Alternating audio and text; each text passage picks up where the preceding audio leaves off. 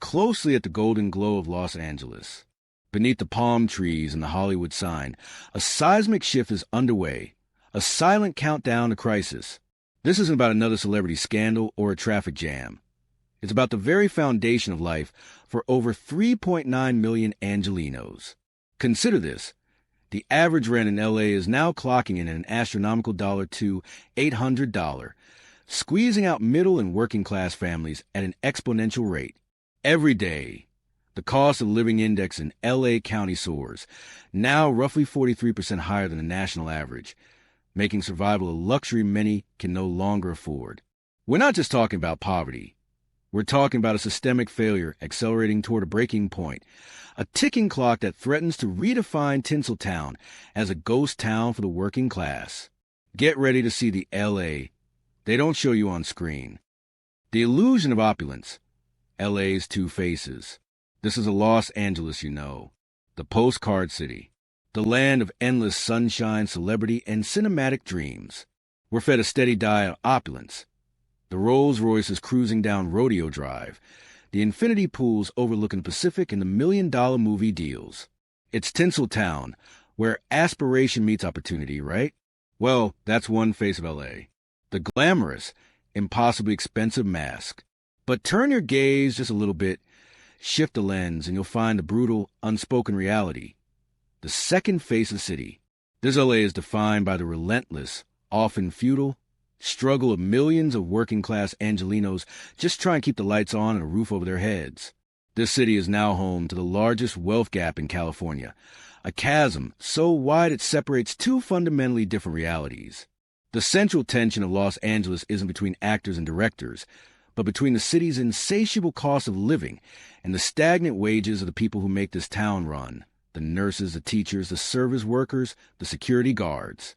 This is a story about a dream that has become a nightmare for the very people who built it, a ticking clock counting down to the point where the city's economic and social structures simply collapse under their own unsustainable weight. We're here to look behind the velvet rope and understand the statistics that tell a far more terrifying story than any blockbuster script. The housing Hunger Games, where $100,000 is enough. The most immediate and destructive force driving Angelenos into crisis is housing. It's not just expensive.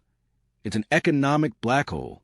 The housing market here is a vicious, unwinnable game of musical chairs. Let's hit you with the cold, hard numbers.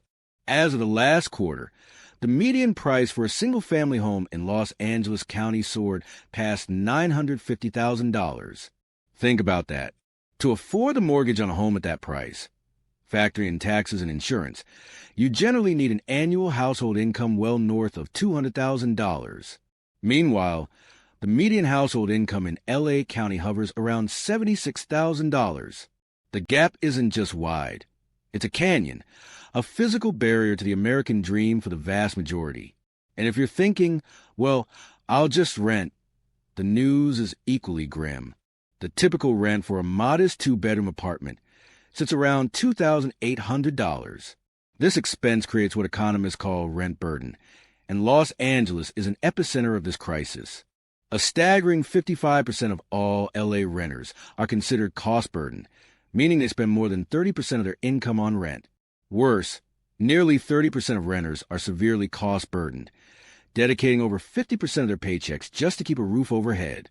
What does that leave for food, health care, transportation, or an unexpected car repair? Next to nothing. This financial pressure is the primary fuel for the homelessness crisis, pushing stable families into precarious situations. A small financial setback, a medical bill, a layoff, is all it takes to tip the scales.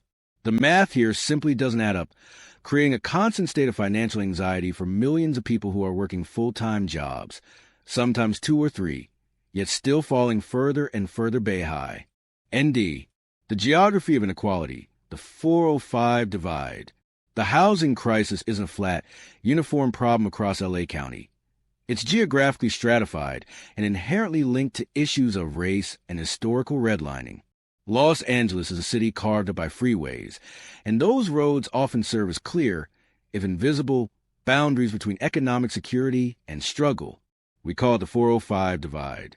On one side, You have the hyper-affluent, exclusive enclaves of the West Side, Santa Monica, Brentwood, Bel Air, where home prices frequently clear the $3 million mark, creating a clear and visible line of economic demarcation.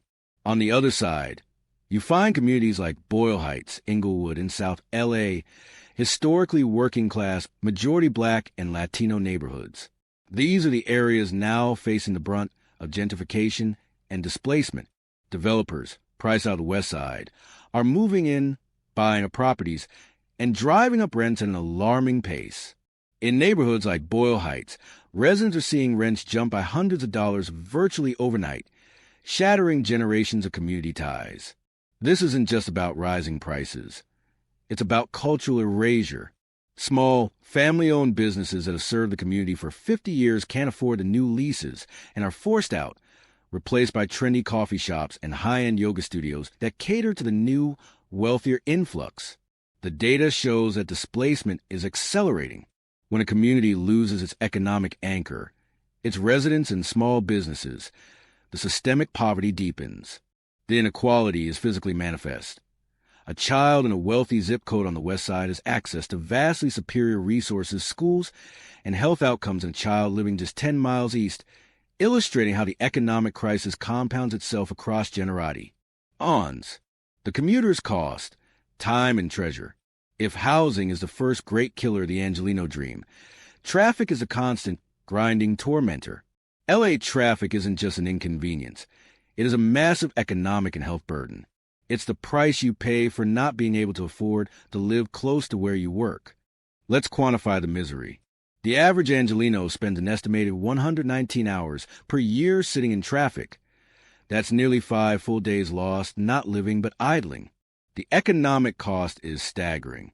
The Texas A&M Transportation Institute frequently ranks Los Angeles among the worst cities for congestion, costing the regional economy billions of dollars every year in lost productivity and wasted fuel. For the individual, it's treasure and time. A 3-hour round-trip commute translates to 15 hours a week stolen from family, sleep, or personal development. This chronic stress has tangible health impacts, contributing to higher rates of anxiety, poor sleep, and air pollution-related illnesses, which disproportionately affect communities near major freeways. The vicious cycle is clear. High housing costs push people far away, creating soul-crushing commutes, which then further erode their quality of life and financial reserves. The city is literally designed to punish the working poor for their economic status.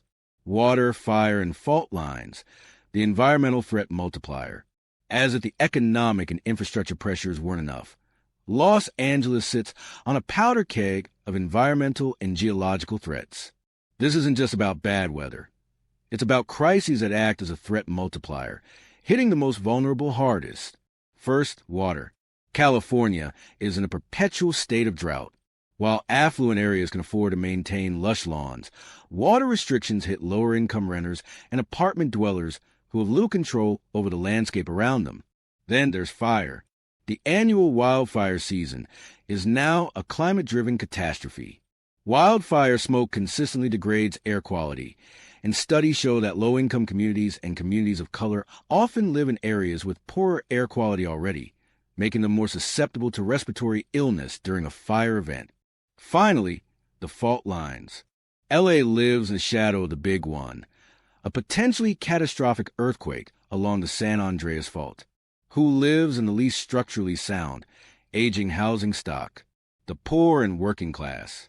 Who will have the hardest time rebuilding or affording temporary shelter after disaster? The same people. Furthermore, as temperatures rise, access to air conditioning during deadly heat waves becomes a matter of life or death, once again putting vulnerable residents in outdated, poorly insulated housing at extreme risk. Environmental risk in Los Angeles is inextricably linked to class. The exodus factor when the dream dies. When the system becomes as structurally difficult, people leave. The emotional and financial toll eventually outweighs the promise of the California dream. We've now moved past anecdotal stories of frustrated residents. We have statistical proof of an exodus. In the last reporting year, L.A. County saw a net loss of approximately 40,000 residents. And this isn't just retirees moving to Arizona. It's a significant number of working-age families and young professionals. Where are they going? Primarily to more affordable metro areas in states like Texas and Nevada, or even just outside the county to the Inland Empire, which strains the infrastructure of those areas while stripping LA of its vital workforce. This exodus is a ticking time bomb for the city's future. The people leaving are the essential workers, the middle-class taxpayers, and the young talent. Their departure erodes the city's tax base, strains the labor market for crucial services, and contributes to the overall decline in civic vitality. When the dream dies for tens of thousands of people, it means the city's economic engine is losing its fuel. The message is clear. The cost of success in LA is so high that even success itself can't keep you here. The systemic solutions, stopping the ticking clock, the commitment to affordable housing initiatives must be unwavering. While market-rate housing helps, only purpose-built affordable housing can address the needs of the severely cost-burdened 30% of renters. This requires a dedicated and significant public funding stream, potentially through bonds or specific local taxes, to finance projects that prioritize low and very low-income residents. Second, we need to implement upzoning and transit-oriented development, TOD, strategically allowing for more density and apartment buildings along major transit lines and commercial corridors. This increases supply where people need it most and reduces reliance on cars, effectively addressing both the housing and traffic crises simultaneously. Third, we must analyze the effectiveness of tenant protections, including robust rent control measures. While controversial, thoughtful, limited rent stabilization can provide the necessary security for families to stay in their homes, allowing them to save money, and contribute to the local economy without the constant threat of massive, market-driven rent hikes that lead to displacement. The goal isn't to stop development, but to ensure that the city's growth is equitable and doesn't destroy the working class in its path. These solutions require political courage and a rejection of the status quo that has benefited only the wealthiest few. Conclusion, a call to action. The choice is ours. We started this journey by looking past the silver screen illusion of Los Angeles, and what we found was a city teetering on a knife's edge.